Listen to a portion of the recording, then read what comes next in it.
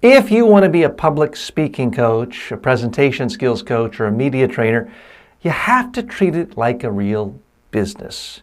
That means getting paid in advance for your work. You're not a bank.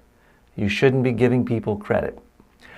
I'll never forget the time I flew into Barbados for a training.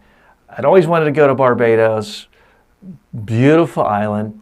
I landed there at the airport with my name, was my main contact, Edwina.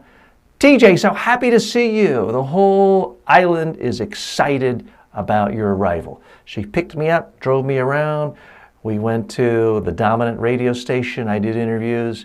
Went to the newspaper, did interviews. Went and had a fabulous dinner.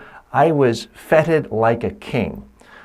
Training the next day, and everything went beautifully. Large audience, very enthusiastic people from major banks, major community organizations were there. Then personal tours were set up for me. I got to see the super fancy resort where Tiger Woods was married, had part of his honeymoon, got to learn about the history of the island. Everything was just beautiful. It was fun. It was interesting. I'm doing TV interviews, radio interviews, newspaper interviews. Training goes well.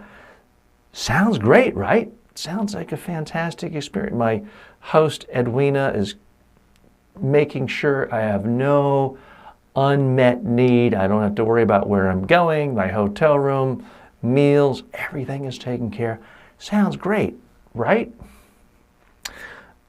Only one problem. When I left the island, I didn't have the check in my pocket from the training. When I called, emailed, faxed, a week later, a month later, 2 months later, I never got paid. That's right, I got stiffed. Folks, if you want to run an actual public speaking business, a presentation skills business, a media training business, it's not a business. Just having your ego fed, doing talk shows, being flown around, having your expenses covered. Because they did buy my plane ticket. It's not a business unless you actually net money. And I didn't do it then. Now that's happened very few times in my career, but it did happen then. It was a learning experience.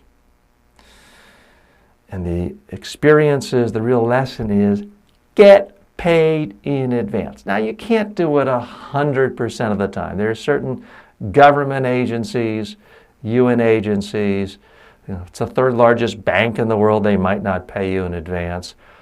Occasionally there are exceptions to the rules, but by and large, your standard default position should be, if you actually want to have a business, get paid in advance. Okay, why do I tell that story? Again, I only tell that story if I'm speaking to an audience of people who want to go into my business, or if I'm speaking to students who are looking at this as a career option, or if I'm speaking to Toastmasters people who want to figure out how to help people with presentation skills on a full-time professional basis. A lot of people, and I made this mistake too, go into this business thinking, well, you'll just do good work, people will pay you, the money will come in. Or you do good work, send an invoice, you'll get paid. Well, no and no. You want to get paid, you get the money up front first.